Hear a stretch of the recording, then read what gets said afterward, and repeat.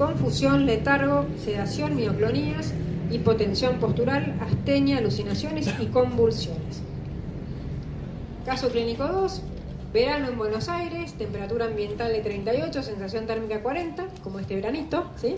Paciente de 85 años con diagnóstico de demencia, ingresa a la guardia con cuadro de deshidratación importante, hipotenso, orina concentrada, confuso y cuadro de excitación psicomotriz. Se intenta colocar una vía endovenosa, lo cual se hace imposible por la deshidratación. Se plantea colocar una vía central con los riesgos que implica para el paciente. Causas frecuentes de internación en los gerontes son la deshidratación, la infección, y las causas de la deshidratación suelen ser la disfagia, la debilidad generalizada, el trastorno cognitivo, no se acuerda que no tomó, y entonces se queda así como está, falta de estímulo, no hay nadie que le diga tomá, ¿sí? Y cuadros gastrointestinales. No hay nada más que podemos hacer, porque por un lado había una señora que decía yo no me quedo internada, no quiero que me internen, no quiero que me hidraten, ¿sí? Y este adulto mayor que no encontramos un acceso venoso para poder hidratarlo. Entonces, el objetivo de esta charla, concretamente, es detallar una antigua técnica de hidratación e infusión de diferentes drogas, de uso frecuente en la unidad de cuidados paliativos actualmente, pero que en la antigüedad se usaba antes de que surgieran los catéteres, que fue la época de los años 1960, que la mayoría de ustedes no existían, algunos sí, y se hidrataba bajo la utilización de una mariposa en el tejido celular subcutáneo. Esta técnica de hidratación se utilizaba muchísimo en pediatría, ¿sí? Entonces, la vía subcutánea es la colocación simple de una aguja en el tejido celular subcutáneo con el objetivo de, por un lado, puede ser solo para medicar o también puede ser para hidratar, que se llama hipodermóclisis, ¿sí? Las ventajas generales que tiene esta vía son: para el paciente evito la internación, ¿sí? Permite continuar el tratamiento en el domicilio y mantiene su papel social y familiar, porque aún que uno esté limitado, desde la cama puede manejar la casa, ¿no? En el hospital no puede manejar sus horarios, ni cuándo quiere comer, ni cuándo quiere que lo bañen. En general le toca en la movida, la comida viene a las 11, el baño te toca a las 3, te interrumpo la siesta, ¿sí? Para la familia facilita los cuidados y la administración del tratamiento.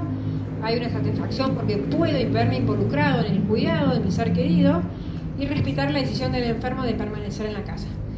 Hay que acordarse siempre que una de las cosas más importantes es que aunque la persona esté muy limitada físicamente, eso no quiere decir que pierda su autonomía y su decisión de decir qué es lo que quiere y qué es lo que no quiere, ¿sí?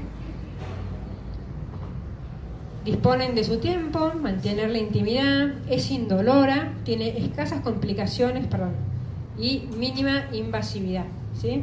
Y para el sistema de salud es un ahorro enorme, porque aunque yo le dé los materiales a la familia, no estoy ocupando la cama, que ya de por sí tiene un costo la internación.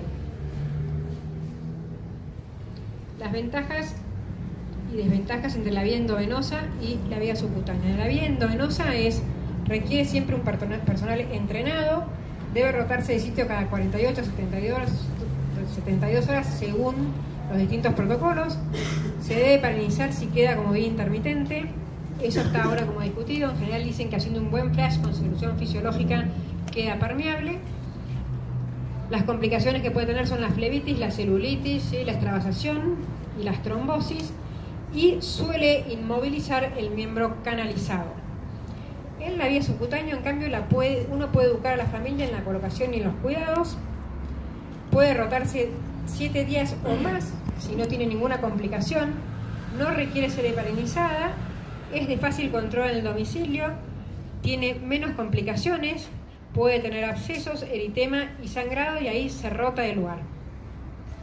Y no inmoviliza al paciente, porque el paciente se puede estar hidratando con la váter colocada en el abdomen, resulta que quiere salir a la calle, la corta, le pone el tapón, sale, camina, vuelve y la vuelve a enganchar. Los sitios de punción es el área subclavicular supramamaria, ¿sí? Como lo ven ahí en el gráfico, ¿sí? En el deltoides, en la zona femoral. Hay en algunos países que estos dos sitios, el deltoides y la femoral, la utilizan para hidratación. Nosotros en el tornú jamás, porque nos resulta como que está como más edematizado y se absorbe menos. Pero esa es nuestra experiencia, ¿sí? Ocasionalmente subescapular, cuando el paciente está excitado, sobre todo en los adultos mayores, que manotean todo el tiempo, conviene ponerla en un lugar que no sea muy asequible, ¿sí? Y la dirección de la aguja es centralizada al eje corporal. La técnica la voy a mostrar en el videito. Estas son las mariposas. Una es de cola corta, es la de abajo, ¿sí? Que es cortita, y la otra es de cola larga. En general la de cola larga tiene 0,6 mililitros, es el recorrido de la tubuladura, ¿sí? Mientras que el recorrido de esta es de 0,1. Se puede utilizar la hialuronidasa, que es una enzima que lo que hace es destruir, digamos, el tejido conectivo que está por debajo, pero nosotros que la hemos probado nunca hemos visto mucha diferencia entre usarla y no utilizarla, y aparte es sumamente cara, ¿sí? Por mariposa uno puede administrar de 500 a 1500 mililitros por vez. También se pueden usar catéteres, ¿sí? Este catéter ya no está más a la venta, perdón. Está uno que es mejor, que se llama el catéter BD Nexiva, que yo en mi hospital todavía no logré que me lo compraran, pero ya lo voy a conseguir, ¿sí? Es muy bueno porque uno lo coloca, tiene un tapón de goma para pinchar directamente, evito la utilización de la llave de 3 vías, y por el otro puerto coloco la hidratación. Entonces el paciente se hidrata y puede recibir la medicación sin que uno corte el circuito, ¿sí? Y queda colocado de esta manera. Pero la otra gran ventaja es que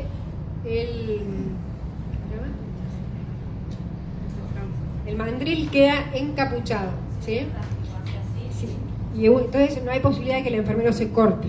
Queda acá, dentro de ese tapón. Y en el cuerpo del paciente queda de esta manera. Acá está colocada la tubuladura, por este tapón de goma yo puedo administrar la medicación. Complicaciones que puede tener es dolor en el sitio de inyección. Hay que controlar la velocidad de infusión. Si yo paso muy rápido, como no voy a sangrar, a veces le puede molestar un poco. Que haya enrojecimiento local, edema local o anasarca. En general, cuando hay edema local y anasarca, uno tiene que dar el mínimo volumen posible. Si yo estoy utilizando la vía subcutánea para hidratar y en ese mismo Baxter darle la medicación, en general utilizo 100 mililitros día, y esa cantidad sí se puede absorber, ¿sí? Es una 4 mililitros por hora sería la cantidad a pasar. Hay pérdida de líquido en la zona de punción, sangrado en la zona de punción, ahí hay que retirar la váter sí o sí, y infección local. No es aconsejable para los pacientes anticoagulados o plaquetopénicos, aunque en algunas ocasiones nosotros lo hemos utilizado mirando muy así sucesivamente si el paciente presenta o no un hematoma, y ahí lo retiramos. ¿Qué pasa cuando uno lo cuelga y no gotea? Hay que acordarse que para que gotee la gravedad tiene que ser a 1,5 metros de la cabeza del paciente, ¿sí? Esto parece obvio, pero a veces nos lo olvidamos. Que el miembro superior e inferior no esté apoyado sobre la tubuladura, apretar la mariposa, ¿sí? Si vemos que gotea de esta manera, uno pone un algodón por arriba de la mariposa y le pone una telita adhesiva como haciendo presión, porque a veces lo que pasa es que la agujita hace pared, ¿sí? Y si no, también se puede poner un pedacito de algodón por debajo del ala de la mariposa para que la aguja o suba o baje. Y haciendo simplemente eso, el paciente comienza a hidratarse, ¿sí? Son cosas que uno ha aprendido con la vida. Hay que pensar en la hidratación como si fuese una medicación o una medida de confort para el paciente, ¿sí? El volumen tiene que ser titulado según la clínica.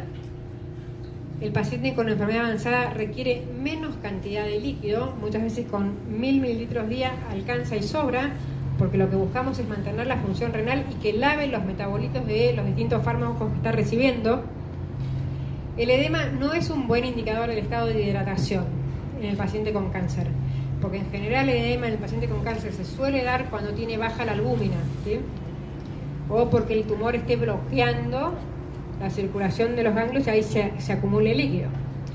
Y la C tampoco es un buen indicador de deshidratación, sino más bien hay que mirar qué tipo de fármacos están recibiendo, porque muchas veces los fármacos que les damos a los pacientes pueden causar sequedad bucal, como son los anticolinérgicos, ¿sí? Los opioides también dijimos que daban boca seca en menor proporción. ¿Cuáles son las soluciones que utilizamos para hidratar? La fisiológica, la dextrosa al 5 en fisiológica, la dextrosa siempre con algún tipo de sal, si no, sola se forma un tercer espacio. Se puede usar dextrosa con una ampolla de cloruro de hipertónico, cloruro de potasio hasta 40 miliequivalentes, que serían 2 ampollitas y un poquito más, ¿sí? Y la hialuronidasa es optativa. Bueno, cuando uno medica por la vía subcutánea hay que tener claro que ninguna ampolla que se vende en el mercado dice que se puede dar de manera subcutánea, ¿sí? La administración siempre tiene que ser lenta, de 1 a 5 minutos, despacito, ¿sí? Porque no estoy yendo a sangre, que el torrente sanguíneo la lava y queda en el mismo sitio en donde yo la voy infundiendo, queda el fármaco y después de ahí se absorbe, se forma una bola. El volumen máximo en general a administrar en bolos son 5 mililitros y hay que tener presente la densidad que tiene la medicación. El fenobarbital, que es un anticonvulsivante, se puede dar subcutáneamente, pero es sumamente denso y entonces conviene darlo diluido en 50 mililitros en un único sitio, ¿sí? Y hay que valorar las mezclas de las infusiones, que lo vamos a ver ahora. Y esta vía permite la administración subcutánea de múltiples fármacos que muchas veces nos matamos buscando una vía endovenosa y no sabemos que utilizando la vía subcutánea da el mismo efecto. Dentro de los analgésicos, la morfina, el tramadol, la meperidina, la nalbuphina, el diclofenac y la dipirona. Estos últimos dos conviene diluirlos en solución fisiológica. En nuestro país no existe, pero en otros países existe la metadona en ampollas que también se puede dar subcutáneamente.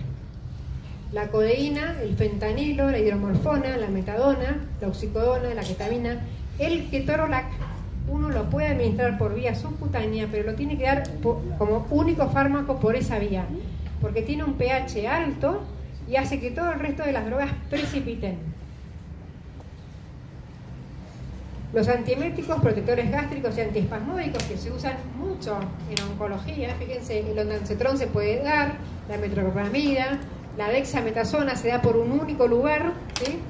El octeotride, la escopolamina, la ranitidina, todo esto, que son fármacos que habitualmente pueden usar en oncología, se pueden dar por vía subcutánea. Los antipsicóticos, neurolépticos y benzodiazepinas y anticonvulsivantes, midazolam, lorazepam. Nosotros no tenemos el lorazepam en ampollas, pero en otros países sí lo tienen y también se puede dar de manera subcutánea, ¿sí? El fenobarbital, como les dije antes, se administra por una vía única porque es muy viscoso. ¿Cuáles son los no recomendados? Y esto es re importante tenerlo presente. El diazepam no se puede dar, la clorpromacina tampoco, la prometacina tampoco y la fenitoína tampoco. Son todos fármacos que pueden producir necrosis en el punto de administración.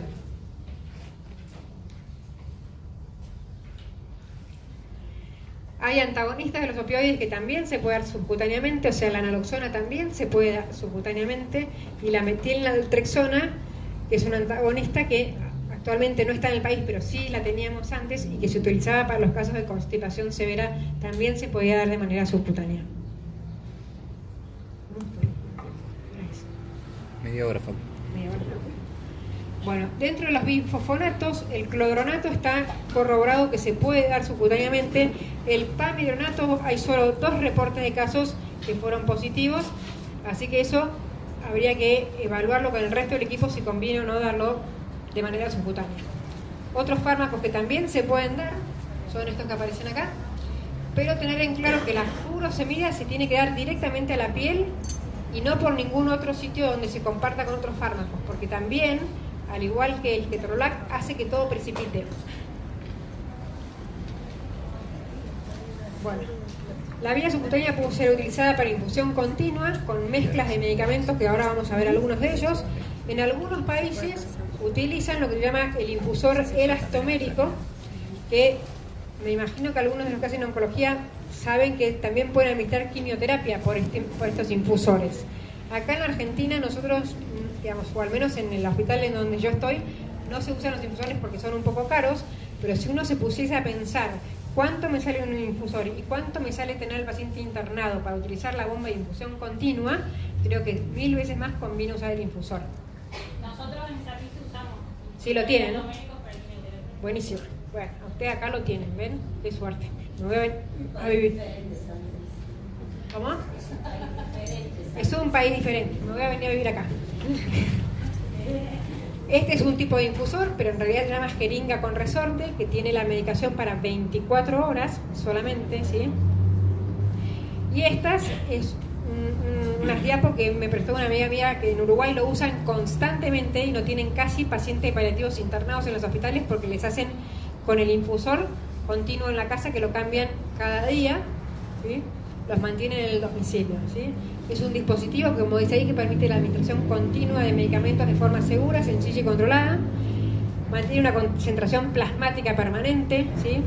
Y puede utilizarse con distintas mezclas de fármacos. No hay que estar pendiente si es cada 4, cada 6 horas, cada 8 horas, sino que es continua la infusión. Evita múltiples manipulaciones y no son una sobrecarga para la familia, porque eso queda puesto y uno se olvida de que tiene que medicar al paciente, ¿sí? Dan mayor movilidad y autonomía y hace que el paciente pueda estar en el domicilio hasta que fallezca, ¿sí? Nadie en general quiere morir internado, nada hay como la casa, ¿no? Y da una mejor calidad de vida, esto es cierto.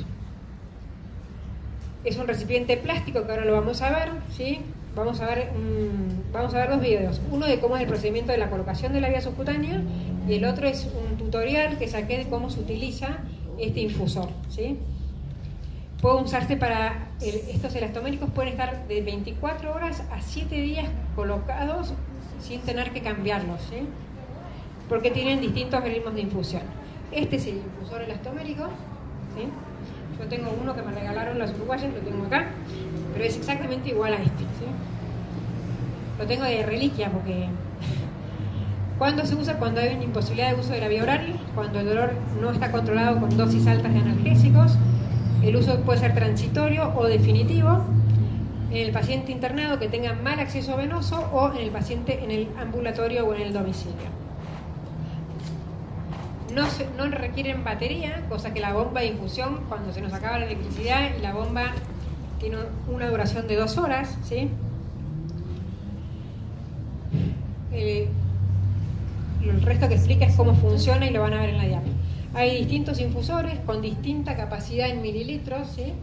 Y estos duran 7 días, son 150 mililitros a un ritmo de 0,8 y ahora les voy a mostrar cómo se calcula la dosis que tengo que colocar al infusor. Primero calculo los mililitros del fármaco por día que voy a utilizar por la cantidad de días. Por ejemplo, si yo decidiera colocar medicación por 7 días, voy a dar morfina 1 ampolla por día, que tiene 1 mililitro la ampolla, o sea que por 7 días, metoclopramida 4 ampollas, que son 8 mililitros, y 2 ampollas de haloperidol, 2 mililitros. En total son 11 mililitros días, que en 7 días, que es lo que yo quiero usar el infusor, son 77.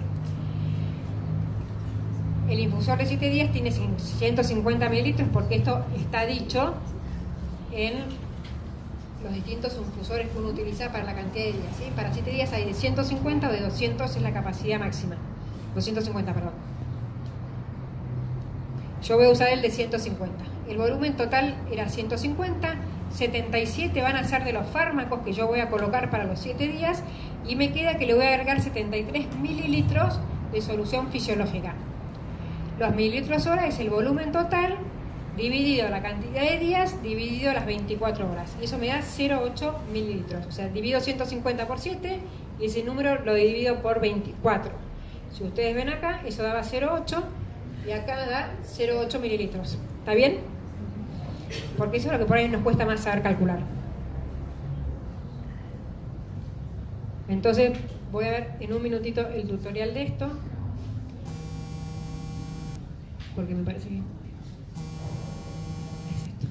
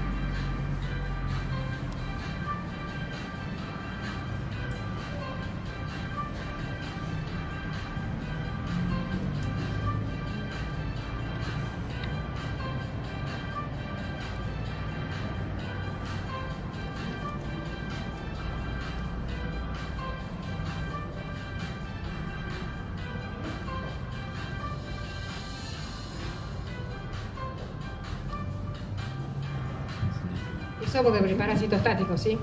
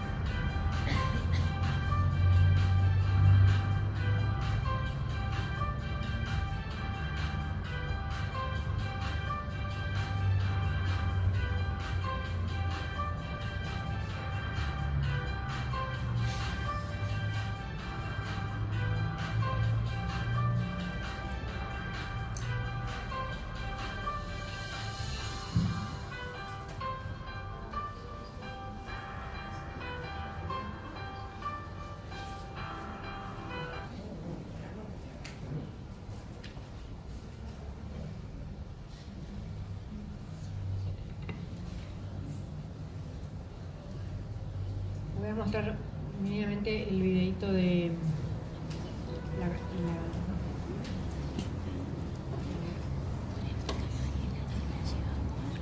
de la vía subcutánea que armamos nosotros, que se lo mostramos muchas veces a los familiares para que sepan cómo se hace.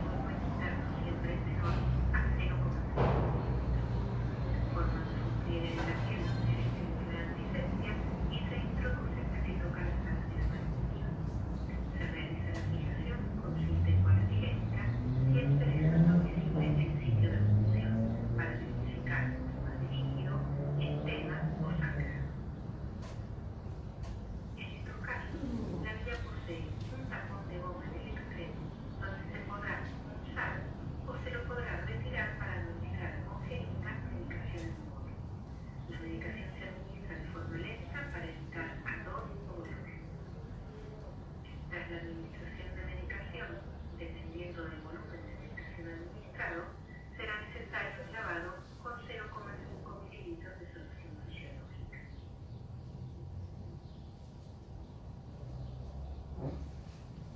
Otra zona para pulsar es la zona infraclavicular y la posibilidad de realizarlo en el domicilio. Se realizarán licencias de la misma manera y se colocará con la técnica más introducida a 45 grados la agujera. Es una técnica que pueden aprender los familiares y los cuidadores de realizar el domicilio para facilitar la hidratación o la administración de fármacos.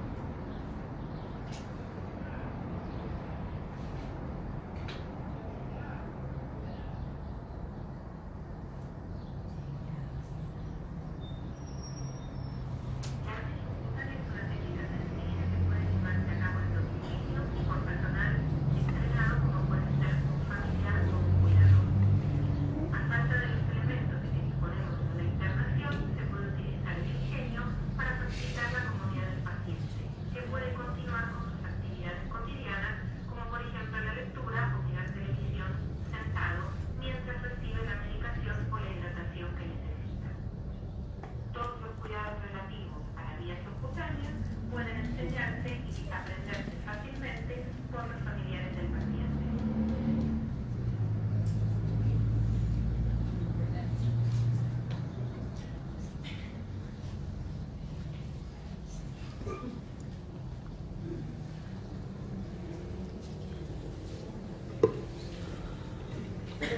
Solo quería mostrarles la mezcla de fármacos que uno puede tener en un Baxter. Lo recomendable es de 3 a 4 fármacos, no más que eso.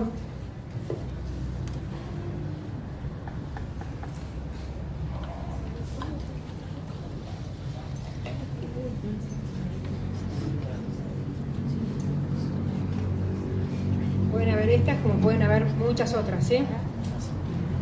Lo más importante es saber conocer el pH del fármaco, porque la mayoría de los fármacos tienen un pH ácido, pero la dexametasona, el ketorolac y la furosemida tienen pH alcalino y eso hace que precipiten. En las mezclas en las que pueden poner la dexametasona, conviene agregar primero todos los fármacos y la dexametasona en última instancia, y esto hace que no precipiten. ¿Por qué químicamente sucede eso? Desconozco, pero sé que es así. ¿Sí? Ya sea la morfina, ya sea el fentanilo, la metadona que nosotros no usamos, puede usarse como mezcla de fármacos.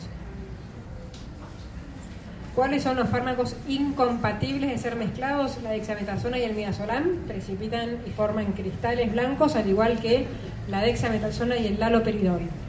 Y la furosemida, como dijimos antes, precipita con todo, con cualquier fármaco. De acuerdo a las revisiones bibliográficas actuales, se sugiere que cualquier combinación de estas mezclas con otros fármacos adicionales por el momento seguirá siendo incompatible y no recomendable. Sí, ahí.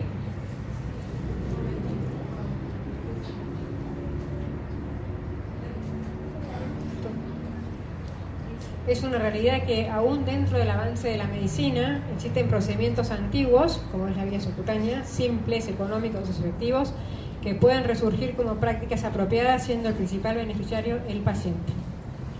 Muchas gracias.